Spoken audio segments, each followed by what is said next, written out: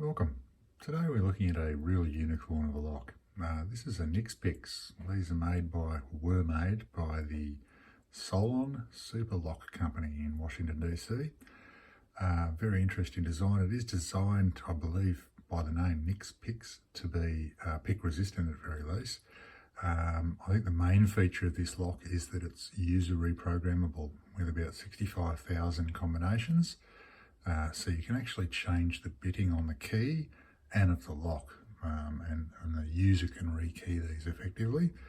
As you can see from the key, we've got 8 pins that are going to push down the pins that we can see in the face of the lock. We've got a solid warding there in the faceplate. If I wiggle the cam, you can see the entire faceplate's going to move. The entire sort of core moves as one unit. You'll see the little ball bearings on the sides there. They're for key retention. They fit in these little slots. And you can see a little dimple there and a dimple here. There's also another dimple here. Now, what we need to do in order to remove the core is spin it around to there. There are change keys available that allow that to happen. They basically don't have this little ridge on them, and that allows for the key to be pulled out when it's in that position, and then the core can be pulled out. But because this is just an operational key, it won't allow that. As such, we're going to have to pick it into that position to pull the core out, and then we'll show you a bit more detail on the key and on the core. In order to tension, I'm going to be using this tool that I don't even remember where I got it. I think it was in a cheap set or something like that. Never found a particularly good use for it, but it fits this one just about perfectly, so we can wedge it in there and apply tension. As far as picking goes, we need something very, very thin. What I have here is a multi-pick number 10 flag. They have a thin shaft, they're about 1 millimeter, and the flag broke off it. So I've just finished rounding off that shaft, and we're going to use that as our pokey tool. So let's get to picking. This is pin 1, pin 8's over here. I'm just going to pick in a clockwise direction.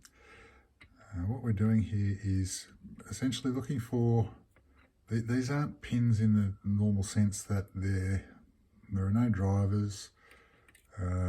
These are actually spring-loaded wafers, and there is a stator mechanism inside the housing which is preventing rotation. That may or may not make sense to you based on that description, but what we need to do is effectively look for binding wafers or pins, give them a push and unbind them, at which point they go springy. And I'm sorry, my hands are invariably going to get in the way here. I'll do my best to give you the best view, but I need to be able to feel the spring at the bottom of travel. So I'm just going through 1 through 4 at the moment. And the tolerances in this lock are just incredible. There is no way to just set a wafer first shot. You can't just push it in and get it to its correct set height. You unbind it and immediately another one will bind. So it's just a matter of touching them, unbinding, another one will bind, move on, and ping-ponging through them. So I've done the first 4, so I've got them started. Let's see if we can get something out of, I've been avoiding 5 because it's hard to get to without blocking your view entirely. Got a little bit of unbinding out of 5. 7 got a little click out of that, and you can see it stayed down a little bit, or maybe you can't see. Back to 1, little click there, little click out of 2. Just getting tiny little, it was binding, pushing it unbinds it, something else binds. And we need to be very careful not to overset anything, because once it's overset, there's no getting it back without releasing tension and dropping things. Perhaps if I turn this way a bit, I can stay out of your way a bit better. And unfortunately, it is a time-consuming process. There's no sort of fast way of getting it open because of those tolerances. And you may note that I'm avoiding pin 8. The reason being, very early on, the first time I picked this, I realised that just about anything I did to that would overset it. It does need to be picked, but it needs to be under a fair bit of tension before it is. So you can't even see it, unfortunately, because of this in your way, but I'm going to have a crack at 8 now. And there we go, we just set that. I probably moved it a 0.5 millimetre.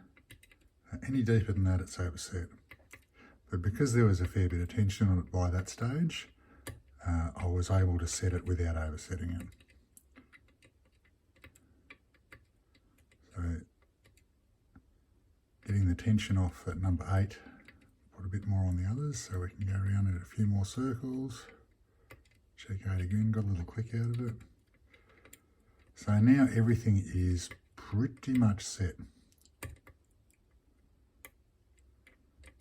This is where those tolerances just really come in, and this is probably what makes the lock quite pick resistant. I'll try and move my hands back on this pick a bit so I don't block your view quite so much. Is the fact that you get to this stage and go, I'm sure everything's set, why isn't it open? And you might try forcing things, trying something different, at which point you're going to mess it all up. The lock is close to open. I'm just getting these micro movements. I'm just going through the ones that actually are giving me something. 4, 5, 6 and 7. All give me little micro clicks. And there we go. So that's now moved one position and locked back up. At this stage, I think what I'm going to do is not use the tensioner, because I've just picked this lock. There you go, it's picked on camera. What I'm going to do is rear tension this time. That should give you a better view, keep me out of your way a little bit better. The only reason I'm continuing with the pick is so that we can pull the core out. I need to get it around to here, so we need to go one more movement. Let's get on with it. Starting pin 1. Pin 2 is free, didn't get any sort of movement out of it. 5 was binding. 7 was binding. 2 is just dead. I think actually at this stage, pins 2 and 6 perhaps are not active. They're not binding because of the state of the shape of the stators. So perhaps I don't need to pick them. Let's try.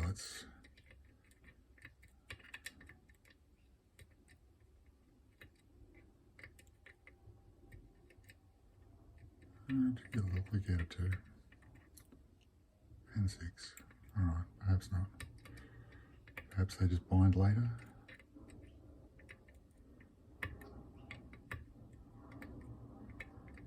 Once again, sorry, I can't really speed this up much. It's just a matter of poking them pins, not oversetting, so making sure they remain springy.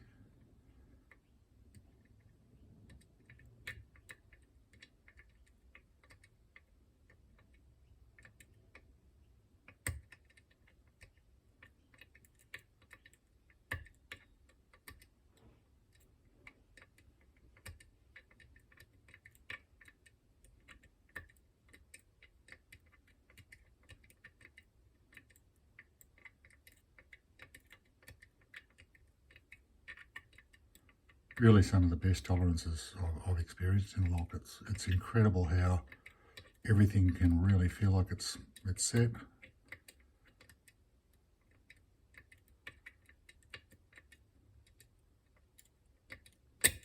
There we go.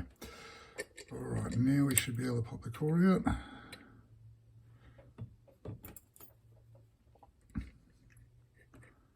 Okay, so we'll get it to start out. Let's zoom out a smidgen.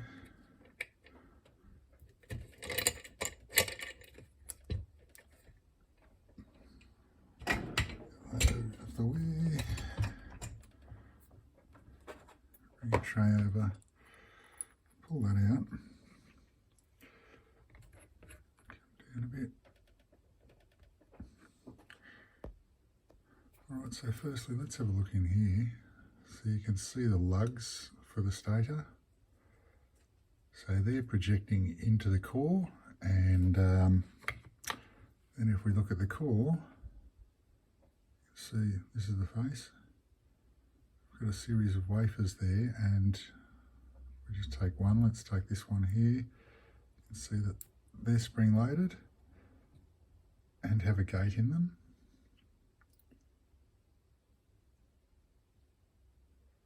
So those lugs are in this area here and sit between these fins, these wafers, and that prevents them from rotating. If we take the key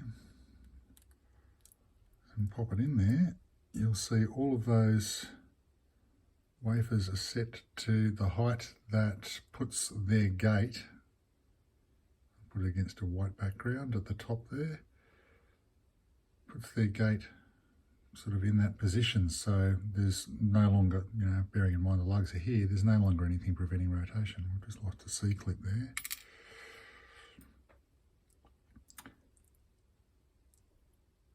So pull that back out, put the key there.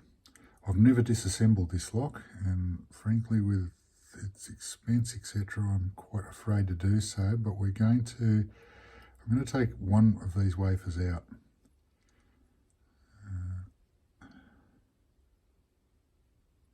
Okay, so that comes off the back. That's got all the springs inside it. We're not going to interfere with that. As you can see there are our wafers. I'm going to take wafer one out and leave the others in there so that we can have a look at one. Now, as it was set, one is full depth, right? So if we have a look at this wafer,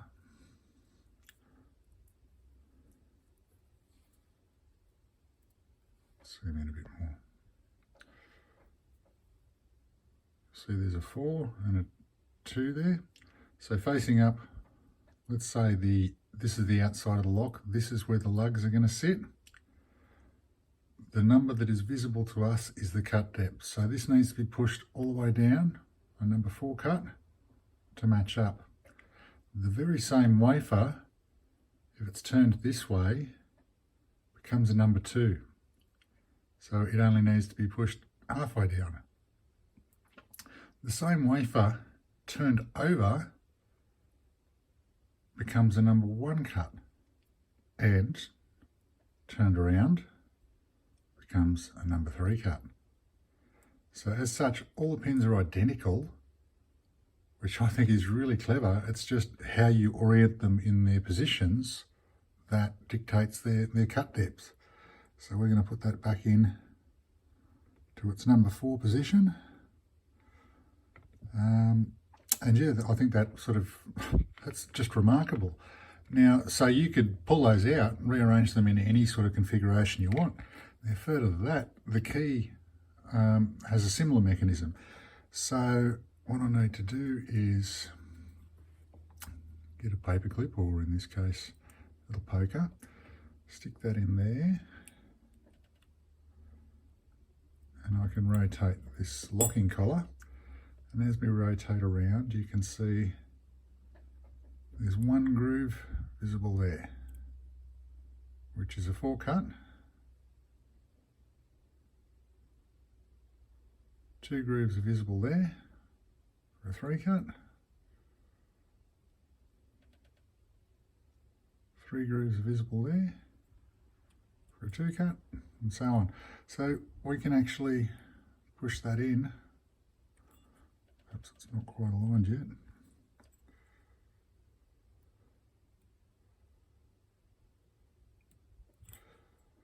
Find something better to push with. In fact, what I'll do is I'll get another one, which is a number 4 cut. It's already most of the way out. And I'll use my hemostats here to pull him out.